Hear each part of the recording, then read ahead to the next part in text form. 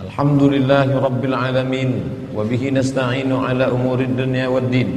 Wassalatu wassalamu ala ashrafil khalqi ajma'in, Sayyidina wa maulana Muhammadin wa ala alihi wa ashabihi wa man tabi'ahu ila yaumiddin. Subhanaka la ilma lana illa ma 'allamtana innaka antal alimul hakim. Rabbi shrah li sadri wa yassir li amri wahlul 'uqdatam min lisani yafqahu qawli. Bapak-bapak, ibu-ibu, hadirin hadirat, alim ulama, cerdik pandai, tokoh masyarakat, yang besar tak dihimbau gelar, yang kecil tak dapat disebut nama. Insyaallah kita semua dimuliakan Allah Subhanahu wa taala. Amin ya rabbal alamin. Hadis yang kita kaji subuh ini disebutkan dalam Sahih Al-Bukhari, disebutkan juga dalam Sahih Muslim, maka disebut dengan satu istilah khusus, muttafaqun alaih. Muttafaqun disepakati, alaih atasnya. Sepakat Imam Bukhari dan Muslim tentang kesahihan hadis ini. Ada dalam dua kitab. Ada hadis itu sahih tapi hanya di Bukhari saja. Ada hadis itu sahih tapi dalam kitab Muslim saja. Tapi hadis yang kita kaji subuh ini ada dalam kedua kitab. Diriwayatkan satu jalur dari sahabat Nabi bernama Abdullah ibn Umar ibn al-Khattab, yang satu lagi dari Abu Hurairah radhiyallahu anhu. Adapun lafaz yang kita bahas yang diriwayatkan dari Abdullah ibn Umar ibn al-Khattab, tentu Imam Bukhari tidak jumpa dengan Abdullah ibn Umar ibn al-Khattab, karena Imam Bukhari meninggal tahun 256 Hijrah, hampir 2 abad setengah setelah Nabi Muhammad sallallahu alaihi wasallam.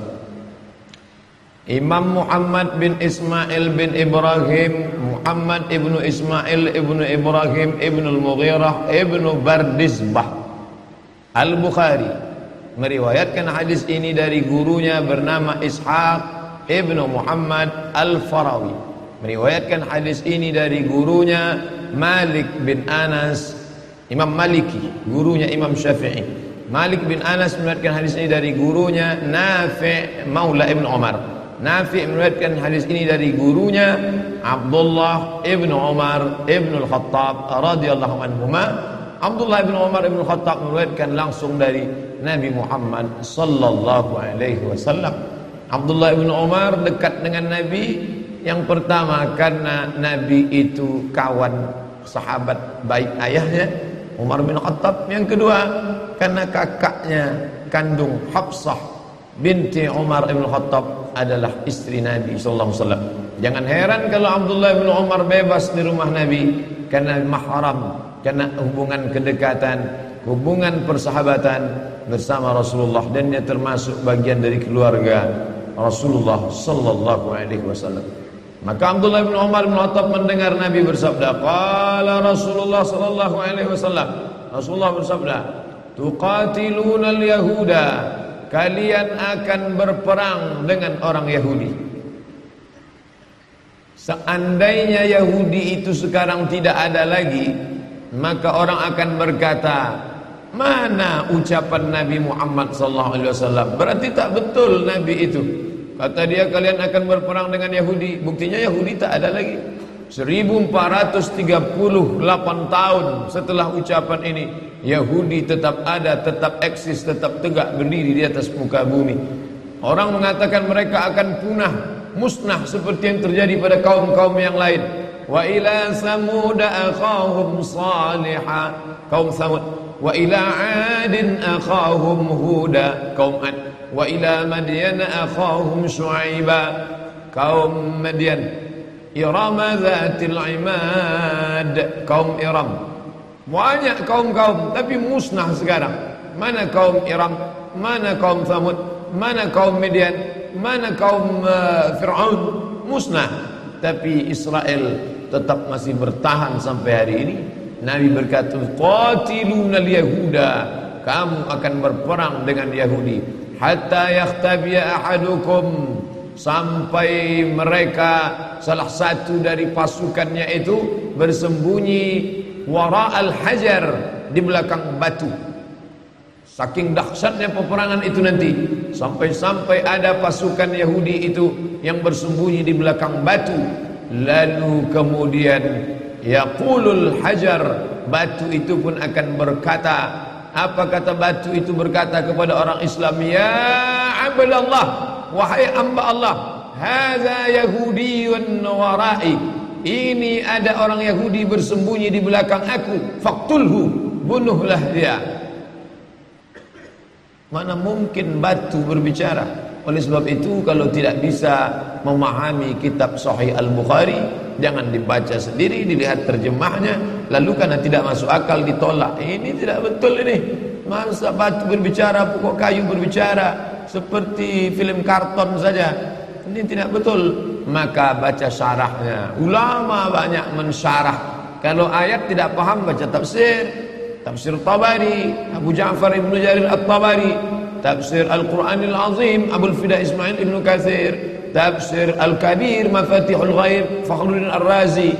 Tapi kalau tidak paham hadis, hadis itu ada dalam Sahih Al-Bukhari, baca kitab syarah yang sudah dijelaskan oleh para ulama. Yang paling masyhur populer Fathul Bari, ditulis oleh Imam Al-Hafiz Ibn Hajar Al-Asqalani Asy-Syafi'i. Tapi Fathul Bari ada dua, satu Fathul Bari Syafi'i, satu lagi Fathul Bari Hambali yang ditulis oleh Imam Ibn Rajab Al-Hambali rahimahullah. Ada satu lagi syarah Sahih Bukhari yang ditulis oleh Imam Al-Qastullani, yaitu Irsyadus Sari.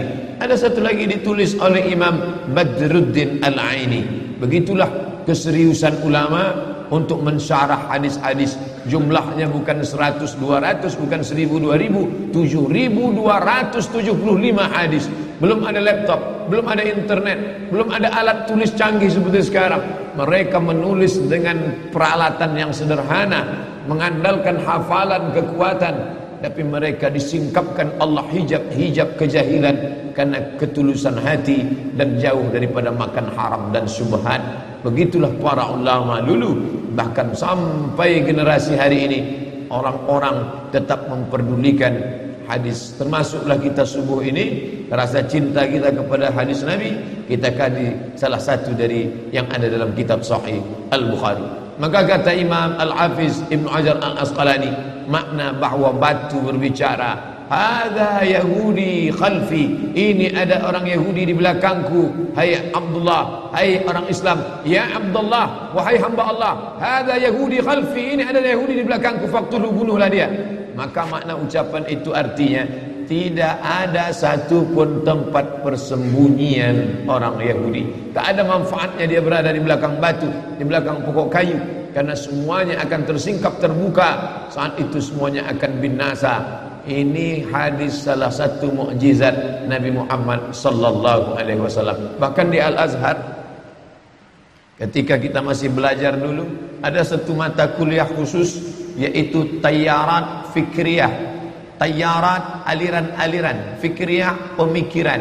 Ada aliran sekuler, ada aliran liberal, ada aliran sosialisme, ada aliran komunis, dan ada satu aliran khusus yang dikaji selama satu semester, yaitu aliran yang disebut dengan Sahyuniyah atau Zionis.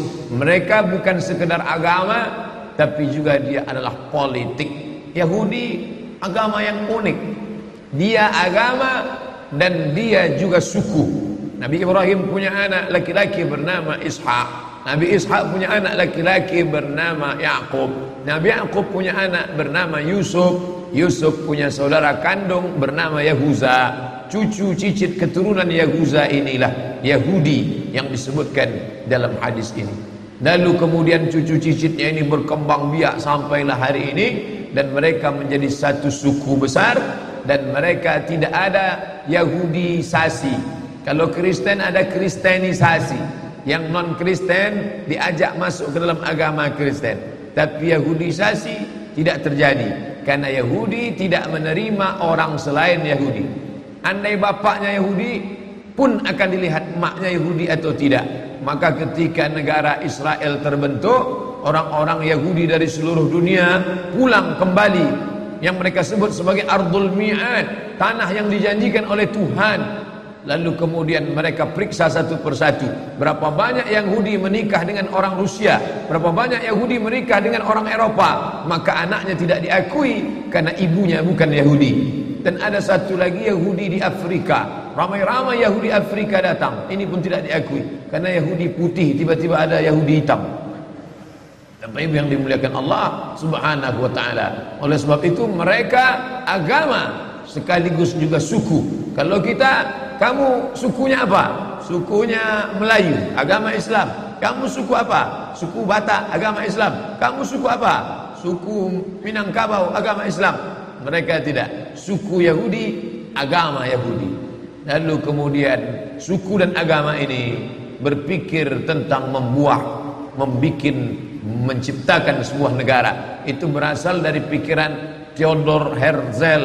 Theodor Herzl, seorang wartawan Yahudi, berpikir ketika dia melihat ada negara besar, negara itu bernama Serbia, yang pernah membantai umat Islam di Bosnia atas nama Slobodan Milosevic. Negara Eropa, negara Rusia yang besar waktu itu bernama Serbia. Maka Theodor Herzl berpikir, kalau Serbia punya negara, mengapa kita orang Yahudi tidak punya negara? Maka dia kumpulkan orang-orang Yahudi dari seluruh dunia. Maka mereka pun berkumpul. Inilah cikal bakal Zionis yang ingin mendirikan sebuah negara. Akhirnya tahun 1946 mereka pun berhasil mendapatkan tanah Palestina. Sebelumnya utusan Theodor Herzl datang menghadap Sultan Abdul Hamid di Turki. Sultan Abdul Hamid, ini ada beribu-ribu keping uang emas, terimalah, kami ingin membeli tanah Palestina.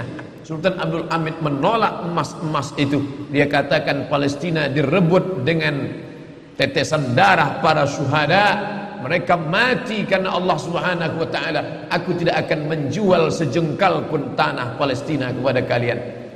Sakit hati mereka sampai akhirnya Turki Utsmani ditumbangkan tahun 1924. Berakhirlah khilafah Islamiyah. Maka dengan itu muluslah perjalanan Yahudi. 1924 Turki Utsmani tumbang. 1946 umat Islam terpecah-pecah. Belanda menjajah Indonesia, Inggris menjajah Malaysia, Brunei Darussalam, Singapura, Prancis menjajah Mesir, Libya, Tunisia, Aljazair.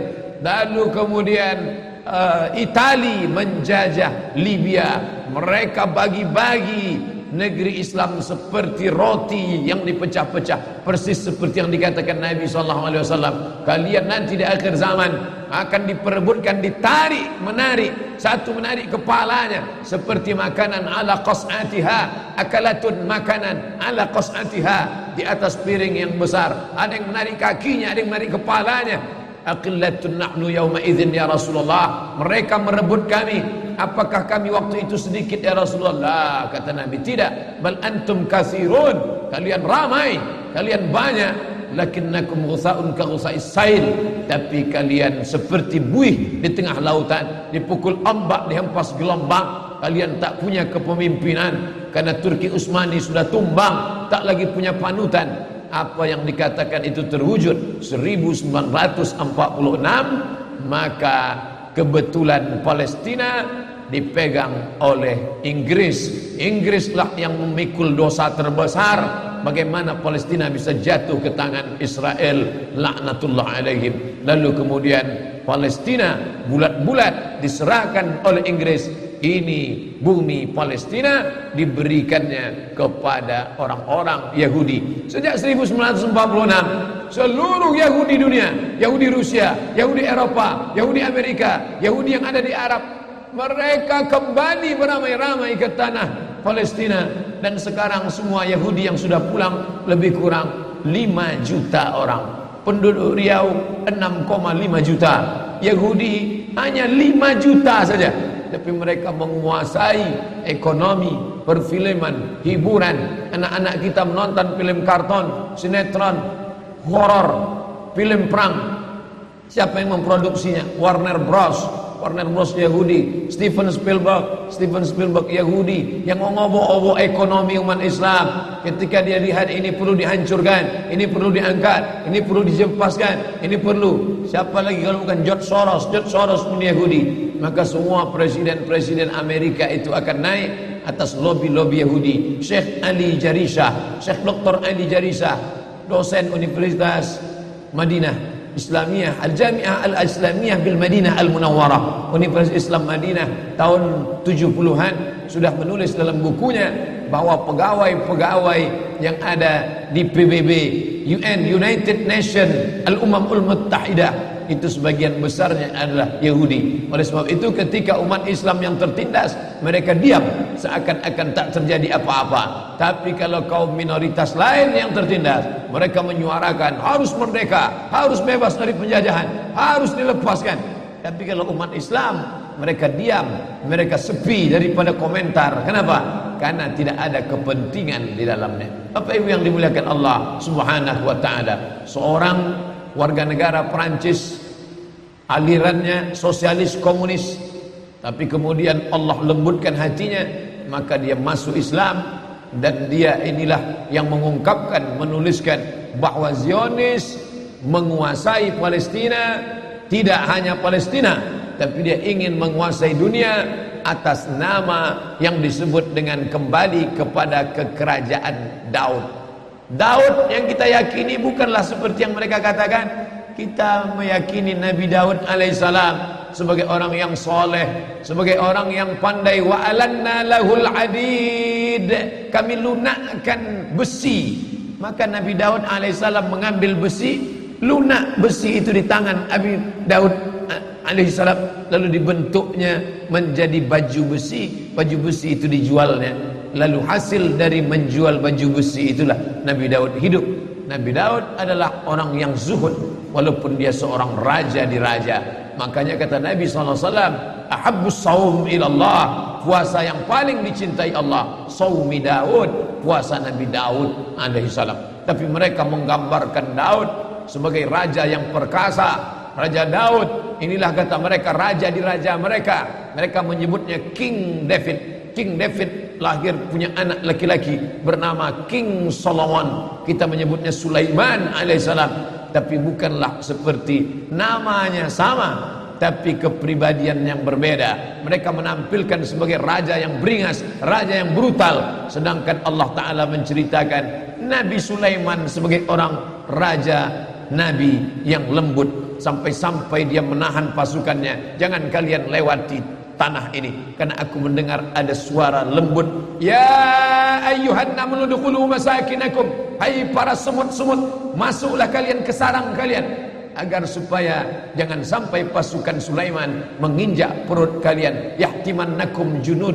jangan sampai pasukan Sulaiman menginjak kalian. Fatabassama dhahika, Nabi Sulaiman tersenyum. Begitulah hebatnya kekuasaan Sulaiman, begitulah hebatnya ilmu Nabi Sulaiman. Sampai-sampai semut pun tak ada yang terinjak, tak ada perut semut yang pecah.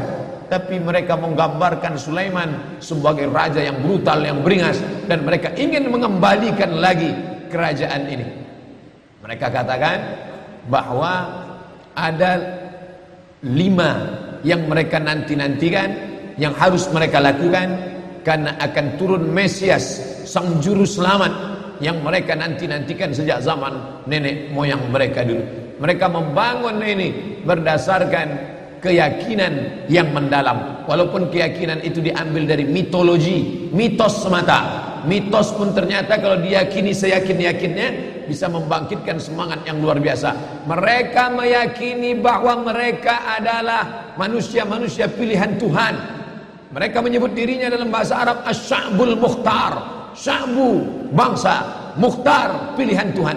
Satu-satunya bangsa pilihan Tuhan hanya kami. Yang lain ini bukan pilihan Tuhan. Kami adalah pilihan Tuhan yang akan menguasai dunia. Selain kami nanti akan menjadi ghaib. Ghaib artinya keledai tunggangan. Hanya sebagai keledai tunggangan saja untuk mencapai tujuan. Mereka bisa berkawan dengan Eropa, mereka bisa berkawan dengan Amerika, mereka bisa berteman dengan Arab, tapi mereka menganggap itu hanya keledai tunggangan yang akan ditunggang mencapai tujuan. Begitu tujuan sampai, mereka akan menyembelih, membunuh, memanah, menembak orang-orang yang dijadikan sebagai keledai tunggangan ini. Lalu kemudian mereka akan menguasai dunia. Dia tuliskan langsung di petanya. Biasanya kalau pasukan musuh ingin menghantam negeri kita, dia akan simpan rahasia ini baik-baik. Tapi Yahudi tidak begitu. Dia langsung tuliskan di benderanya. Perhatikan bendera Yahudi. Kain berwarna putih, ada garis biru di atas, satu garis biru lurus di bawah, dengan bintang segi 6 di tengah. Apa makna simbol ini? Ini penuh dengan makna. Garis biru di atas sungai Nil, garis biru di bawah sungai Efrat. Itu adalah batas kerajaan yang akan mereka dirikan. Sungai Nil di atas, sungai Efrat di bawah. Artinya mereka akan menguasai Asia, Afrika. Sungai Nil Afrika Utara, Mesir. Sungai Efrat Asia, Irak. Mereka akan membuat negara Greater Israelian yang disebut dengan Israel Raya, Israel Agung, yang batasnya dari dua sungai, sungai Nil dan sungai Efrat. Oleh sebab itu jangan heran ketika kedutaan Yahudi, kedutaan Israel ingin dibuka di Kairo, dia tidak mau membuat kedutaan Israel di dalam bagian sungai Nil, tapi dia ingin buat di luar. Orang yang tidak memperhatikan ini biasa-biasa saja. Tapi bagi yang memperhatikan, dia tidak mau buat di dalam. Karena dia menganggap, kalau kami buat kedutaan di dalam, berarti ini memang sudah war negeri kami. Orang akan membuat kedutaan di luar negerinya, bukan di dalam negerinya. Maka antara sungai Nil dengan sungai Efrat, dia buat kedutaan di luar. Karena dia ingin menunjukkan, inilah negeri kami. Secara pikiran, dia sudah mengatakan, Mesir adalah negeri kami, hanya belum masanya saja. Maka dari mulai Mesir sampai ke Irak, hitung berapa negara: Yordania, Palestina, Suria, Lebanon, Irak, Saudi Arabia sebagian, Sudan. Dari mulai Afrika Utara sampai ke Asia, itu adalah negeri-negeri kami, negeri yang dijanjikan oleh Tuhan. Ardul Mau'un, negeri yang dijanjikan kalian akan kembali ke sana. Menurut mitologi, mitos, pikiran mereka. Tapi mereka meyakininya. Mereka meyakini akan turun Nabi terakhir, Mesias, yang dijanjikan oleh Tuhan mereka. Tapi Mesias itu tidak mau turun sebelum dia melihat ada 5 perkara. Ada 5 hal yang ditunggu, barulah Mesias itu turun. Dan mereka menyiapkan itu dengan persiapan yang sematang-matangnya. Yang pertama, Mesias baru mau turun kalau seluruh Yahudi kembali ke bumi yang dijanjikan. Dan mereka betul-betul kembali ke bumi yang dijanjikan itu. 1946 mereka berusaha sekuat mungkin, bagaimana supaya kita bisa kembali. Yang penting balik kampung, yang penting kita balik ke negeri kita. Karena Mesias tidak mau turun kalau kita tidak bisa kembali. Berusaha sekuat tenaga, jumpai sultan-sultan Islam yang bisa dibeli. Tapi umat Islam tidak bisa dibeli. Iman mereka terlalu mahal untuk dibeli. Mereka sudah menjual nyawa mereka, diri mereka dalam kuasa Allah Subhanahu wa taala. Karena mereka yakin, innallaha ashtara minal mu'minin, Allah sudah membeli dari orang mukminin amwalahum, harta mereka, wa anfusahum, nyawa mereka, bi anna lahumul jannah, mereka sudah dibeli dengan surga. Nyawa yang ada dalam dirimu bukan milikmu, hartamu, mobilmu, rumahmu bukan punyamu. Itu semua punya Allah. Sudah lama dibeli Allah. Sebelum kau lahir ke dunia sudah dibeli Allah. Dibeli dengan apa? Dengan surga. Barang yang sudah dijual tidak boleh dijual 2 kali. Diri yang sudah dijual kepada Allah, harta yang sudah dijual kepada Allah, maka tidak boleh dijual lagi kepada manusia. Raja-raja, sultan-sultan Islam tidak mau menjual. Tapi mereka licik. Mereka gunakan anak bangsa umat Islam yang kulitnya sama dengan kita, yang wajahnya sama dengan kita, yang bahasanya sama dengan kita. Mustafa Kemal Atatürk bukan orang Yahudi, bukan orang kafir, orang Islam. Bahasanya bahasa Turki, wajahnya wajah Turki. Tapi dia yang menggulingkan kesultanan Turki. 1924 berakhir khilafah Islamiyah, lemah umat Islam. Di saat itulah mereka mengambil, mencaplok, lalu kemudian akhirnya mereka kembali beramai-ramai. Mengapa mereka kembali ke tanah yang tandus ini? Bukankah mereka sudah hidup nyaman, enak di Eropa, Inggris, Prancis, Belanda, Jerman? Hampir di setiap negeri ini ada Yahudi. Kenapa mereka mesti kembali? Karena mereka meyakini ini adalah tanah yang dijanjikan oleh Tuhan. Mereka menyebut nenek moyang mereka itu Israel. Isra artinya hamba, El Tuhan. Israel hamba Tuhan, hamba pilihan Tuhan. Tapi Israel punya makna lain. Isra musari El lillah. Israel musari lillah, orang yang pernah bergulat dengan Tuhan. Kata mereka, nenek moyang kami itu hebat. Kita mengatakan nenek moyang orang Melayu hebat, nenek moyang orang Makassar hebat, bisa mengendarai samudra yang luas, bisa diseberanginya dengan perahu pinisi. Nenek moyang orang Minangkabau hebat, kami para perantau hanya sebatas itu saja. Mereka di atas itu lagi, nenek moyang kami hebat. Apa hebatnya? Pernah bergulat dengan Tuhan dan Tuhan kalah. Tuhan kalah ketika bergulat dengan nenek moyang kami. Dan akhirnya ketika Tuhan kalah, lalu Tuhan pun memberikan hadiah. Hai Israel, aku kalah bergulat dengan engkau, maka sebagai kompensasinya aku berikan kepada engkau inilah tanah. Itulah dia tanah Palestina. Dan mereka meyakini itu setengah mati. Ustadz ngomong begini sumbernya dari mana? Judul bukunya Ad-Diyanah Al-Yahudiyah, Tarikh Ad-Diyanah Al-Yahudiyah, sejarah agama Yahudi, ditulis oleh seorang penulis ulama besar Mesir, pakar Yahudi, penerjemah Abdul Somad. Kebetulan saya menerjemahnya tahun 2009. Sampulnya warna hitam. Bagi jamaah yang ada di Jakarta, harap segera cari buku ini, yaitu diterbitkan oleh Pustaka Al-Kautsar Jakarta. Artinya mereka dengan keyakinan yang penuh, kami adalah hamba-hamba bangsa-bangsa pilihan Tuhan. Itulah mengapa mereka ramai-ramai. Orang berpikir heran, apa yang mereka kejar ke Palestina? Andai ada orang ingin merebut Irak, masuk akal. Merebut Irak karena banyak sumur-sumur minyak. Andai ada mau ekspansi ke Kuwait, masuk akal, karena sumur minyak di Kuwait banyak. Kenapa kembali ke Palestina? Ada apa? Tanah yang tandus, tanah yang kering kerontang. Mereka ingin membuat sebuah negara dengan keyakinan akan turun Mesias, sang juru selamat yang dijanjikan oleh Tuhan, dengan syarat orang-orang Yahudi mesti kembali ke negeri yang dijanjikan Tuhan. Yang kedua, Mesias sedang menunggu. Mesias melihat ke bawah. Kalau dia tengok di bawah masih banyak gurun pasir, dia tidak mau turun. Dia ingin melihat hijau. Kalau sudah dibentang karpet hijau, baru dia turun ke bawah. Maka yang dimaksud dengan hijau itu adalah ditanami tanaman-tanaman hijau, penghijauan yang luar biasa. Dan ketika Israel masuk ke Palestina, mereka ambil tanah itu, mereka hancurkan rumah orang Islam, mereka buat tembok panjang. Penjara terbesar dan terpanjang di dunia adalah Palestina. Mereka kurung orang Palestina. Mereka buat tembok beton yang tinggi, panjangnya 700 km lebih. Dari Pekanbaru kita lihat, Anda menuju Medan Sumatera Utara 600 km. Mereka membuat tembok tinggi 700 km. Bayangkan, umat Islam terisolir dan mereka tanami hijau-hijau. Makanya Allah berkuasa. Allah mau tunjukkan kuasa, lalu Allah buat tanaman hijau itu menyala. Dalam pokok yang hijau itu menyala beberapa bulan yang lalu. Heran orang, Allah mau menunjukkan kekuasaannya. Kalian tidak mau tolong Palestina, aku yang akan menolongnya.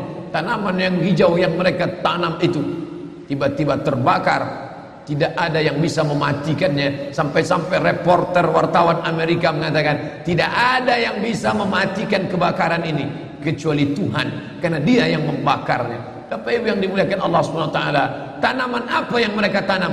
Persis yang dikatakan Nabi SAW, Syajaratul Gharqad, pohon gharqad, bentuknya seperti pinus, tinggi, memanjang. Lalu kemudian Bapak Ibu nanti tulis saja, yang ingin tahu bagaimana bentuk pohon gharqad, tulis saja www.google.com.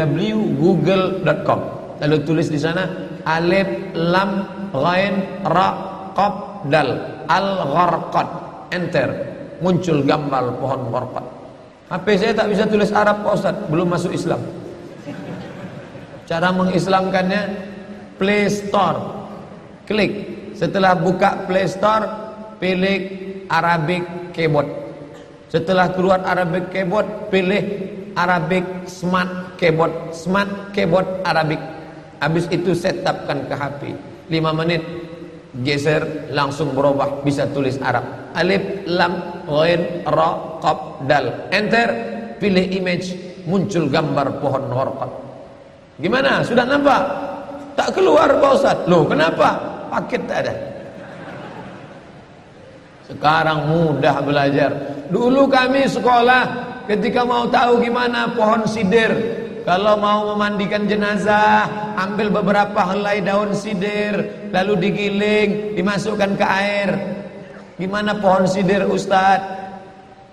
Pohon sidir kata Ustaz. Sekarang mudah saja, tinggal tulis sin dal ra, sidir, enter. Pohon bidara kata kita, enter image, nampak. Oh, ini gambarnya.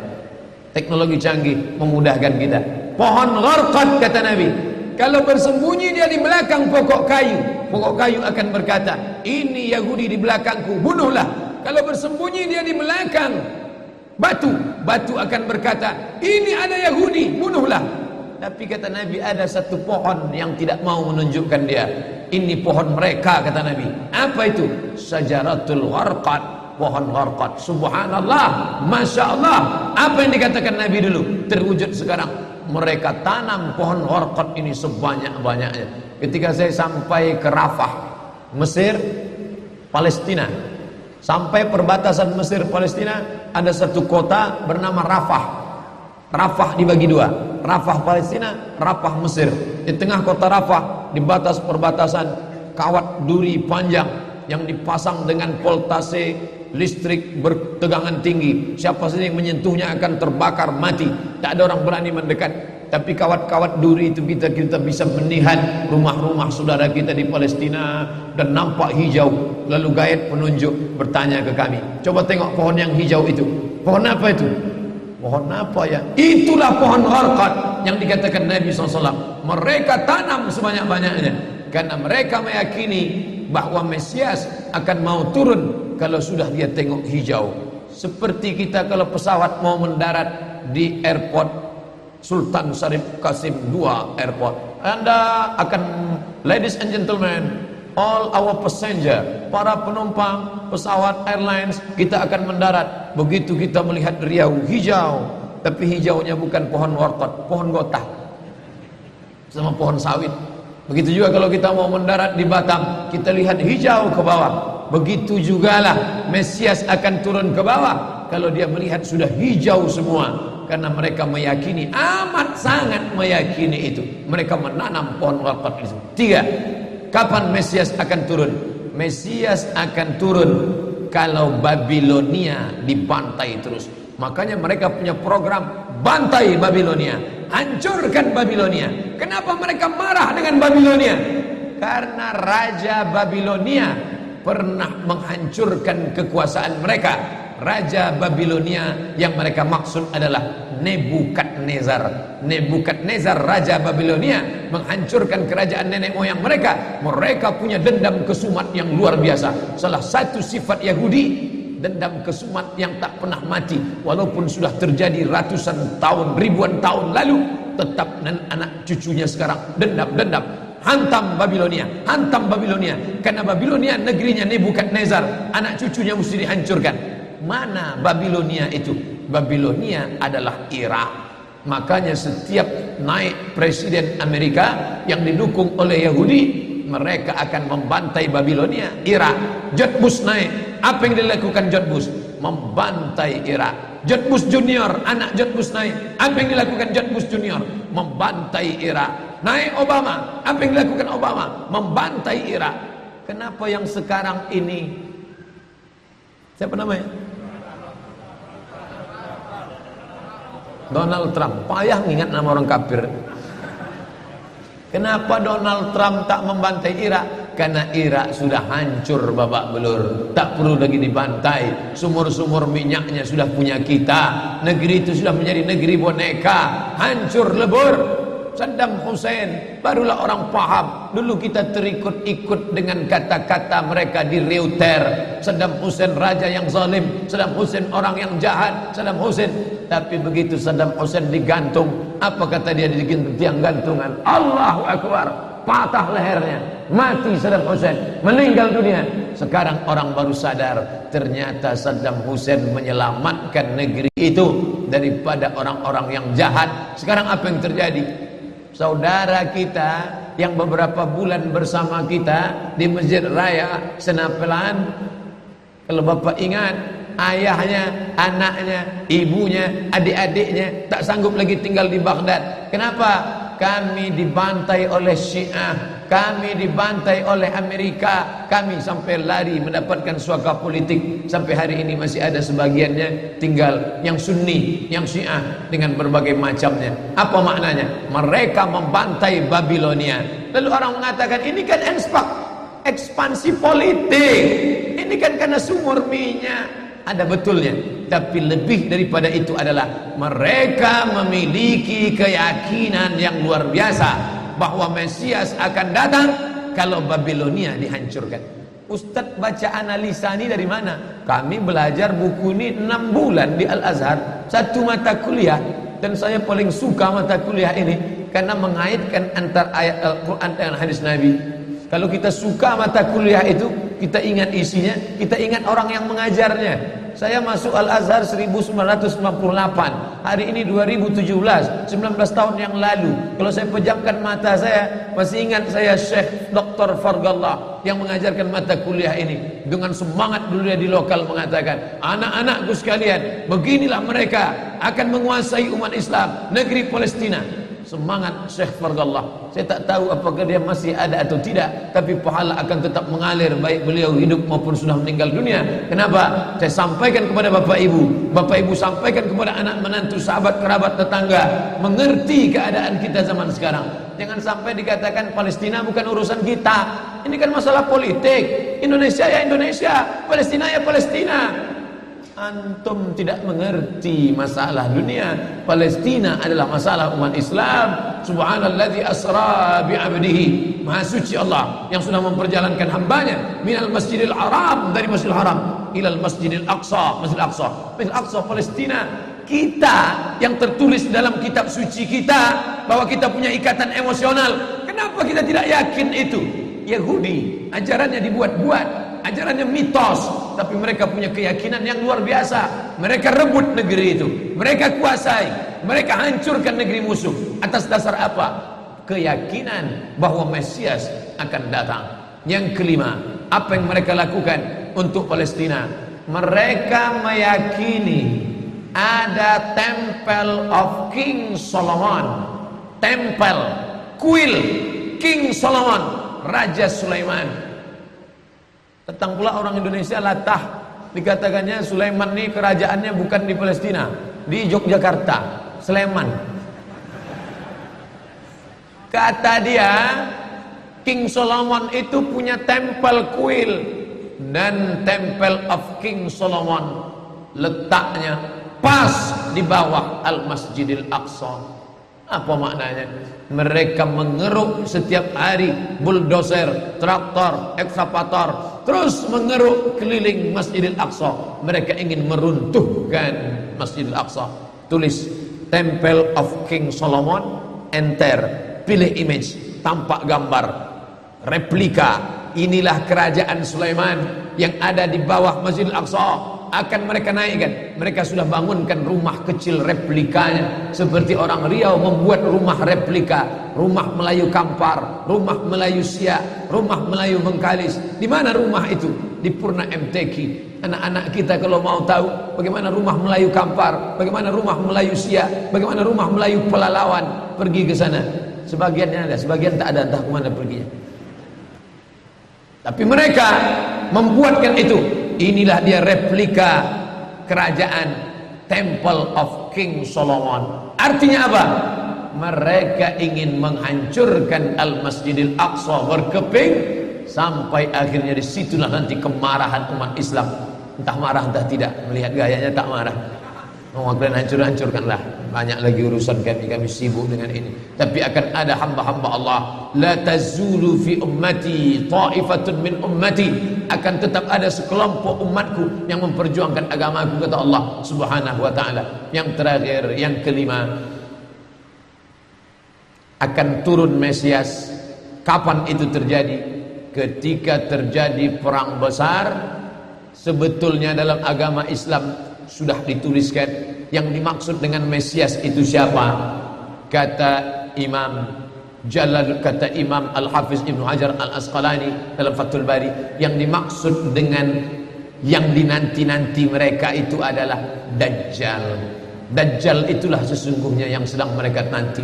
70,000 Yahudi wara'ad Dajjal. Ada 70.000 Yahudi yang akan berada di belakang Dajjal ketika dia turun nanti. Makanya tiap hari, tiap petang kita berkata, Allahumma inni a'udzubika min adzabi jahannam wa min adzabil qabri wa min fitnatil mahya wal mamat wa min syarri fitnatil masihid Dajjal. Dajjal itulah yang sedang mereka tunggu.